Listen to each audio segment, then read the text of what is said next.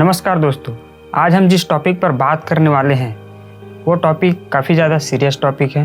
इस टॉपिक के कारण देश की जनता दो हिस्सों में बटी हुई है, एक इसके समर्थन में है तो दूसरी इसके विपक्ष में है। तो चलिए वीडियो को शुरू करते हैं। एक युग में मनुस्मृति, दूसरे युग में रामचरितमानस और तीसरे युग में गुरु गोवलकर का बंच ऑफ थॉट। यह सभी सनातनियों का अपमान है, सभी हिंदुओं का अपमान है। रामचरितमानस विवाद में सीएम योगी आदित्यनाथ की पहली प्रतिक्रिया सामने आई।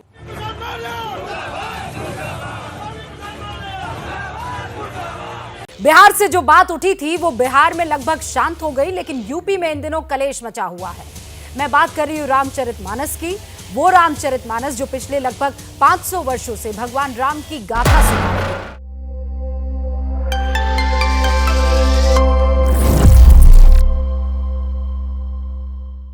रामचरितमानस, जिसे आज की तारीख में सभी लोग जानते हैं, क्योंकि इसमें भगवान श्री रामचंद्र जी की जीवन की अमिट गाथा का वर्णन किया गया है और ज़्यादातर लोगों की आस्था इससे जुड़ी हुई है। क्योंकि कोई नई किताब हो या फिर कोई नई फिल्म जब भी मार्केट में आती है कुछ न कुछ बवाल हो ही जाता है, और अगर बवाल करने के लिए कुछ नया मुद्दा ना मिले तो वही पुराने मुर्दे उखाड़ने लग जाते हैं। अब ये तो आप सब जानते ही होंगे कि बॉलीवुड की फिल्म पठान का बवाल थमा ही नहीं था कि अंधविश्वास को सनातन धर्म से जोड़कर क्रांति का बिगुल फूंक दिया था, और फिर अंधविश्वास को सनातन धर्म की आत्मा बताने वाले बाबा अपने महाअभियान पर निकले ही थे कि राजनीति के कई घाटों के पानी पी चुके समाजवादी पार्टी के नेता स्वामी प्रसाद मौर्य ने तुलसीदास रचित महाकाव्य यानी कि रामचरितमानस पर हल्ला बोल दिया। वैसे स्वामी प्रसाद मौर्य एक सुशिक्षित और अनुभवी राजनेता हैं जो राजनीति के अलावा वकालत भी करते रहे हैं। वह 90 के दशक से सक्रिय राजनीति में हैं और उत्तर प्रदेश के कैबिनेट मंत्री तथा प्रतिपक्ष के नेता भी रह चुके हैं। वैसे यूपी और बिहार हमेशा से राम और राम मंदिर के आसपास ही घूमते रहे हैं, जिसके कारण यूपी और बिहार में रामचरितमानस को लेकर इसके विवाद जो है खत्म होने का नाम ही नहीं ले रहे हैं। वहीं समाजवादी पार्टी के नेता स्वामी प्रसाद मौर्य रामचरितमानस के प्रति भाषा की मर्यादा को लेकर एक बार नहीं बल्कि कई बार लांघ चुके हैं, और उसके बाद उसके समर्थन में आए लोग तो उनसे भी एक कदम आगे निकल आए, क्योंकि उन लोगों ने तो रामचरितमानस के पन्ने तक को जला डाले। लेकिन बहुत से लोगों को यह तक नहीं पता कि आखिर ये लोग रामचरितमानस के पन्ने क्यों जला रहे हैं। क्या रामचरितमानस के पन्ने जलाना सही था या फिर ये भी कोई राजनीति का एक हिस्सा है? क्योंकि रामचरितमानस को पढ़ने से हमें भगवान राम के चरित्र यानी उनके जीवन के विभिन्न क्षेत्रों में अच्छे आचरण की पुनीत शिक्षा ही प्राप्त होती है। लेकिन अब सवाल यह है कि रामचरितमानस को लेकर इतना विवाद क्यों? आखिर रामचरितमानस में ऐसा क्या लिखा है कि आज की तारीख में विवाद का विषय बन गया है? और अगर आप लोगों को लग रहा होगा कि ये विवाद का मामला नया है तो ये ऐसा बिल्कुल भी नहीं है, क्योंकि इसकी शुरुआत 4 दशक पहले हुई थी और इसकी शुरुआत करने वाला एक ऐसा नेता थे जिसका राजनीतिक करियर ही रामचरितमानस पर विवादित बयान देकर खत्म हो गया था। हालांकि वह नेता अब लोगों के बीच नहीं है, लेकिन रामचरितमानस पर जो टिप्पणी कर उस नेता ने गलती की उसका भुगतान उन्हें अपने करियर को दांव में लगाकर चुकाना पड़ा था। और उस दिवंगत नेता का नाम था रामपाल सिंह यादव, जो 1974 में कानपुर की डेरापुर विधानसभा से सोशलिस्ट पार्टी के विधायक थे, जिन्होंने विधानसभा के अंदर ही रामचरितमानस का पन्ना फाड़ दिया था, जो उन्हें इतना महंगा पड़ा कि उनकी राजनीतिक करियर ही पूरा खत्म हो गया। रामचरितमानस का विरोध रामपाल सिंह ने कुछ इस कदर किया था कि उनका नाम ही रामायण फाड़ यादव रख दिया गया, और इसके बाद से लोग उन्हें रामायण फाड़ यादव के नाम से ही जानने लगे। लेकिन ऐसा नहीं है कि लोग उन्हें पसंद नहीं करते थे, लोग उन्हें काफ़ी पसंद भी करते थे, तभी तो लोगों ने उन्हें 2 बार चुनाव जिताया था।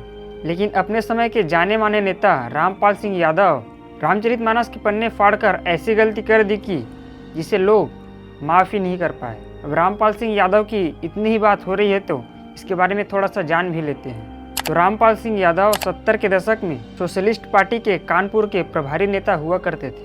उन्होंने अपने पूरे जीवन में 4 बार विधायक के पद के लिए चुनाव लड़े थे, और कानपुर के डेरा विधानसभा से सोशलिस्ट पार्टी के उम्मीदवार के तौर पर उन्हें शुरुआती दौर में 2 बार जीत भी मिली, जिससे वो विधानसभा पहुंच गए। और साल 1969 में उन्होंने कांग्रेस के कद्दावर नेता नित्यानंद पांडे को हरा दिया था, जिसके बाद से जनता पर उसका प्रभाव खूब बढ़ा था और उसकी लोकप्रियता कुछ ऐसी हो गई कि दूसरे बार के चुनाव में आसानी से जीतकर विधानसभा पहुंच गए। लेकिन इस दौरान उन्होंने कुछ ऐसा कर दिया कि उनके पूरे राजनीतिक करियर में ग्रहण लग गया और ग्रहण ऐसे लगे कि ग्रहण के काले बादल कभी छट ही नहीं पाए और वो रामायण फाड़ यादव के नाम से विख्यात हो गया। तो अब बात करते हैं रामचरितमानस को लेकर चल रहे विवाद के बारे में। तो साल 1974 में डेरापुर के विधायक रामपाल सिंह यादव ने सदन के अंदर रामचरितमानस के उस चौपाई वाले पेज को फाड़ दिया था जिसमें कहा गया था कि ढोल गंवार शूद्र पशुनारी सकल ताड़ना के अधिकारी। और इस दौरान उन्होंने रामचरितमानस को लेकर अभद्र टिप्पणियां भी की। और ये ऐसा समय था जब लोगों को खबर अखबार के माध्यम से मिलती थी और जब लोगों ने अगले दिन अखबार के माध्यम से रामपाल सिंह यादव का वो रूप देखा और समझा तो लोगों का विश्वास रामपाल सिंह यादव से उड़ गया और फिर लोगों ने रामपाल सिंह यादव का विरोध करना शुरू कर दिया। और विरोध ऐसा कि उन्हें जिताने वाले लोग ही सड़क पर उतरकर उनका विरोध करने लगे। और तो और लोग उनके पैतृक गांव सिठमरा में भी लोग उनके खिलाफ हो गए। शायद रामपाल सिंह यादव ने यह सोचा होगा कि अपनी इस हरकत से वो सुर्खियों में छा जाएंगे और ऐसा हुआ भी, लेकिन लोगों के विरोध के कारण। और यहीं पर उनका नया नामकरण होता है रामायण फाड़ यादव के रूप में, जिसके बाद 1977 में फिर एक बार चुनाव के मैदान में उतरे, लेकिन उन्हें बुरी तरह हार का सामना करना पड़ा। और इस घटना को लेकर लगभग 47 साल बाद समाजवादी पार्टी के नेता स्वामी प्रसाद मौर्य ने रामचरितमानस को लेकर विवादित टिप्पणी की और रामचरितमानस को बकवास बताया। उन्होंने बताया कि रामचरितमानस तुलसीदास जी द्वारा अपनी खुशी के लिए लिखी गई एक किताब है, जिसके बाद अब प्रदेश में स्वामी प्रसाद मौर्य का भी जमकर विरोध किया जा रहा है और समाजवादी पार्टी के नेता भी उनके बयान से किनारा कर रहे हैं। लेकिन आप लोगों को बता दें कि रामचरितमानस को लेकर अभी हाल ही में 3 लोग विवादित बयान दे चुके हैं। पहला बिहार के मंत्री चंद्रशेखर ने विवादित बयान दिया था, उसके बाद कर्नाटक में एक रिटायर्ड प्रोफेसर ने विवादित बयान दी और उसके बाद समाजवादी पार्टी के नेता स्वामी प्रसाद मौर्य ने रामचरितमानस पर विवादित टिप्पणी की। स्वामी प्रसाद मौर्य ने रामचरितमानस के कुछ चौपाइयों को बकवास बताते हुए उन्हें हटाने की और महाकाव्य को बैन करने की मांग तक कर डाली। अब ये कोई कानूनी किताब तो नहीं कि इसमें कोई संशोधन किया जाए, जैसे कि संविधान से धारा 370 हटाया गया था। यह एक लोक साहित्य है जो सीधे लोगों की धार्मिक भावनाओं से जुड़ी हुई है। लोक साहित्य और धार्मिक प्रसंग लोगों के दिमाग में होते हैं जिन्हें दिमाग से ही हटाया जा सकता है। और आदर्श समाज शासन की परिकल्पना है राम कथा में। रामचरितमानस बस एक काव्य या महाकाव्य ही नहीं, बल्कि सनातन धर्मावलंबियों द्वारा भगवान के रूप में आराध्य राम की कथा है। इस महाकाव्य में मानवता की कल्पना है, जिसमें उदारता, क्षमा, त्याग, नैतिकता, धैर्य और सहनशीलता आदि सामाजिक शिश्वत गुण अपनी परिकाष्ठा के साथ मिलते हैं। इसमें भगवान श्री राम का संपूर्ण जीवन चित्र वर्णित है। इस महान कृत में चरित्र और काव्य दोनों के गुण समान रूप से मिलते हैं। तो अब ये जान लेते हैं कि रामचरितमानस को किस समय लिखा गया था और उस समय में लोगों की सोच क्या थी। तो रामचरितमानस उस समय के समाज का दर्पण है और सिर्फ रामचरितमानस ही नहीं, आप किसी भी काव्य या महाकाव्य को देख लीजिए, वो उस समय का या फिर यूँ कहें कि तात्कालिक समाज का दर्पण होता है। और समाज के रीति रिवाज, आचार व्यवहार तात्कालीन साहित्य के दर्पण में प्रतिबिंब होते हैं। तुलसीदास जी ने जब संवत 1631 में इस महाकाव्य की रचना शुरू की, तब उन्होंने भी संस्कृत, उर्दू और फारसी शब्दों का उपयोग किया।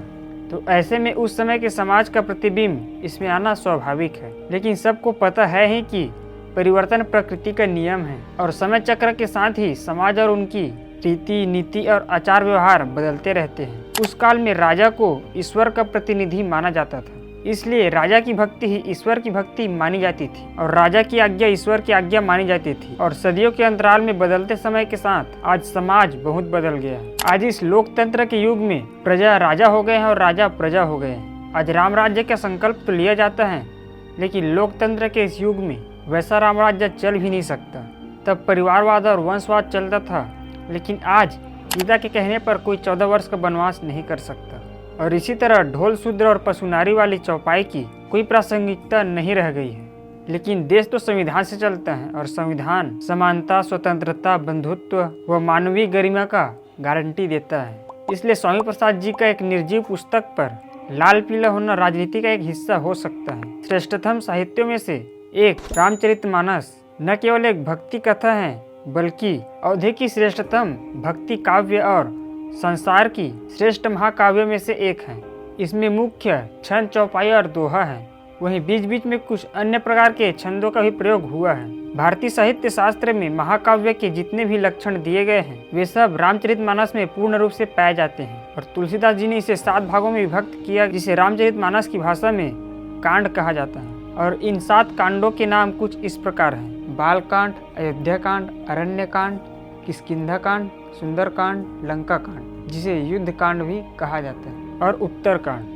छंदों की संख्या के अनुसार बाल कांड और किष्किंधा कांड क्रमशः सबसे बड़े और छोटे कांड हैं। इस महाकाव्य में 27 श्लोक, 4608 चौपाई, 1074 दोहे, 207 सोरठा और 86 छंद है। तो अब बात करते हैं विवादित चौपाई की। तो बिहार के शिक्षा मंत्री के विवादित चौपाई की पहली बोल थी: पूजिए विप्रशील गुणहीना, शूद्र न गुण गण ज्ञान प्रवीणा। इस चौपाई का मतलब मंत्री ने बताया कि समाज के निचले तबके के लोग पढ़ भी जाए तब भी पूजनीय नहीं होंगे, और जितने भी लोगों ने रामचरितमानस का ज्ञान लिया है वो ये अच्छे से जानते हैं कि ये चौपाई अधूरी है। एक शिक्षा मंत्री ने चौपाई भी ठीक से पूरी तरह नहीं पढ़ी। दरअसल पूरी चौपाई कुछ इस तरह है: सापत ताड़त परुष कहंता, विप्र पूज्य अस गावहि संत, पूजिए विप्रशील गुणहीना, शूद्र न गुण गण ज्ञान प्रवीणा। इस चौपाई का अर्थ है कि श्राप देता हुआ, कठोर वचन बोलता हुआ या मारता हुआ ब्राह्मण भी पूजनीय है, ऐसा संत कहते हैं। लेकिन वास्तव में वो ब्राह्मण पूजनीय है जो शीलवान हो और गुणों से सदाचार हो। अगर जन्म से व्यक्ति ब्राह्मण हो और वे व्यक्ति सदाचार नहीं करता तो वो शूद्र है और पूजनीय नहीं है। और गीता के 14वें अध्याय में भी श्री कृष्ण जी ने मनुष्यों के 3 गुणों के बारे में बताया है, और ये तीनों गुण हैं सत्व, राजस और तमस गुण। सत्व गुण का मतलब है सत्य को पहचानना, राजस गुण का मतलब है लोभ उत्पन्न होना, और तमस गुण का मतलब है राक्षस प्रवृत्ति में पैदा होना। तीनों गुणों के आधार पर राम कथावाचक इस चौपाई का अर्थ बताते हैं कि वो ब्राह्मण पूजनीय है जो शीलवान हो और इन तीनों गुणों से ऊपर उठ चुका हो।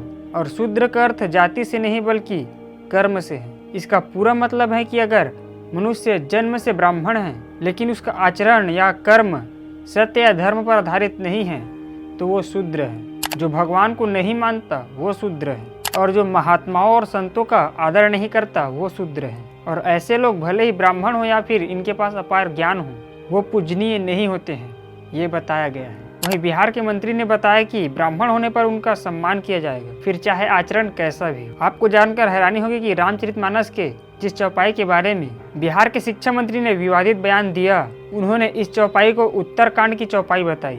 बल्कि सच्चाई ये है कि ये चौपाई उत्तरकांड की नहीं बल्कि रामचरितमानस के अरण्य कांड में भगवान राम और कबंध राक्षस के बीच संवाद के रूप में हुई थी। इसके बाद बिहार के शिक्षा मंत्री चंद्रशेखर सिंह ने सैकड़ों छात्रों के बीच एक और चौपाई सुनाई, वो भी उन्होंने अधूरी सुनाई, जो कुछ इस प्रकार है: अधम जाति में विद्या पाए, भयउ जथा अहि दूध पियाए। इस चौपाई का मतलब मंत्री जी ने यह बताया कि नीची जाति के व्यक्ति शिक्षा पाकर सांप की तरह जहरीले हो जाते हैं, फिर चाहे उसे कितना भी दूध पिला लो।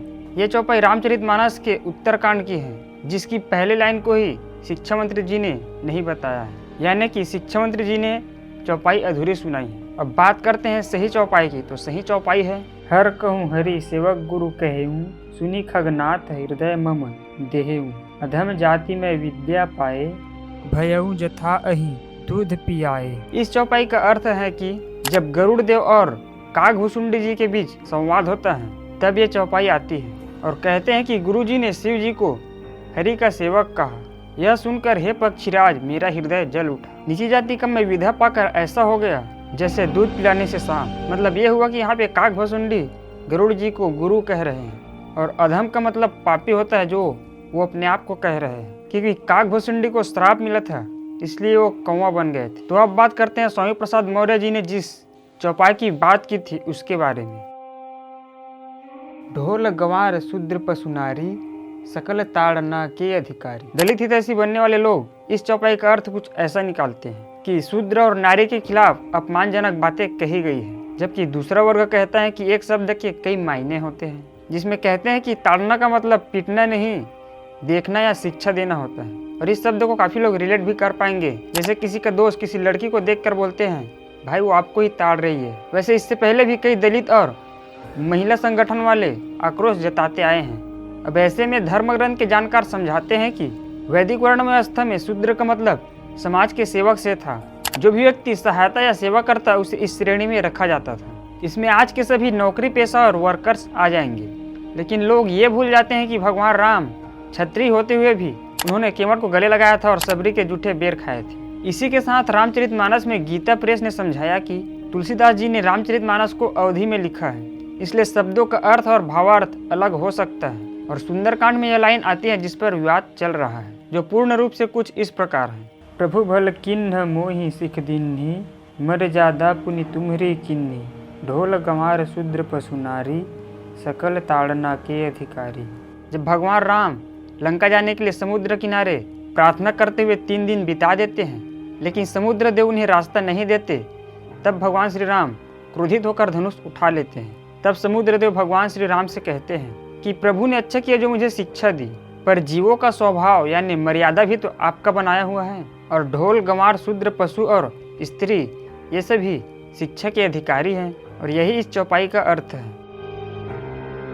जे बरनाधम तेली कुम्हारा, स्वपच किरात कोल कलवारा, नारी मुई गृह संपत्ति नासी, मूड मुड़ाई हो ही सन्यासी। इस चौपाई का जिक्र स्वामी प्रसाद मौर्य ने किया और अपनी व्याख्या रख दी। लेकिन गूगल ट्रांसलेट के समय के आज की पीढ़ी को यह बात आसानी से समझ में आ सकती है कि शब्दों का इतना सीधा अर्थ नहीं होता। उत्तरकांड की इस चौपाई का अर्थ जानकार बताते हैं कि यह चौपाई मूल रूप से संन्यास के लिए कही गई है। इसमें जाति, समुदाय या धर्म की बात नहीं है। संन्यास का मतलब होता है कि भरपूर परिवार त्याग कर संन्यास लेना, और यही उत्तम संन्यास है, न कि संपत्ति के नाश होने पर। पत्नी की मृत्यु के बाद वैराग होना और तब संन्यास लेना यह भी अनुचित है, और यह भी संन्यास नहीं है। अक्सर तेली, कुम्हार, चंडाल, भील, कोल, कलवार ये वर्णों में नीचे की स्थिति में है, ना कि नीचे है। वैसे संन्यास किसी के लिए वर्जित नहीं है। संन्यास सभी जाति धर्म के लिए उत्तम है। समाजवादी पार्टी के नेता अखिलेश यादव इतने जोश में यूपी के सीएम योगी आदित्यनाथ को इसलिए चैलेंज कर रहे हैं क्योंकि उन्हें लगता है कि योगी आदित्यनाथ जी कभी भी खुलेआम यह चौपाई कहने में परहेज करेंगे। भले ही इसका एक सही अर्थ बताया जाता हो, पर दूसरा वर्ग इसे स्वीकार नहीं करेगा और अपना अर्थ ही सामने रखेगा। अब ऐसे में सियासी नुकसान को इनकार नहीं किया जा सकता। जिस तरह से एक समय में आरक्षण की चर्चा को सियासी गलियारों में तूल दिया जाता था, उसी तरह से रामचरितमानस को भड़काया जा रहा है। यूपी के सियासी एक्सपर्ट कह रहे हैं कि यह बसपा के वोट बैंक को खींचने की रणनीति भी हो सकती है, जो काफी समय से लाइमलाइट से दूर है। खैर जो भी हो, पर अच्छा यही होगा कि धर्म ग्रंथों पर राजनीति न हो, और जो भी भ्रम पैदा हो उसके समाधान के लिए संतों के पास जाए, क्योंकि ग्रंथों पर अनुसंधान और अध्ययन उन्हीं का ज़्यादा है, ना कि नेताओं का। अब ये मैं एक बार फिर से और कह रहा हूँ कि धर्म ग्रंथों पर राजनीति नहीं करनी चाहिए। लेकिन फिर भी मैं आप लोगों से पूछना चाहूँगा कि आप लोगों को क्या लगता है कि धर्म ग्रंथों पर राजनीति करना कितना सही है या कितना गलत? कमेंट करके ज़रूर बताना। और वीडियो पसंद आया हो तो वीडियो को लाइक ज़रूर कर देना। और इस वीडियो से आपको थोड़ा सा भी कुछ ज्ञान प्राप्त हुआ हो तो चैनल को भी सब्सक्राइब जरूर कर देना। वैसे ये तो मैं फोर्सफुली नहीं बोल रहा कि इसे आप शेयर करें, लेकिन ये वीडियो आपको अच्छा लगा हो तो अपने दोस्तों और फैमिली में इसे शेयर जरूर करें। बाकी मिलते हैं नेक्स्ट वीडियो में, तब तक के लिए जय श्री राम।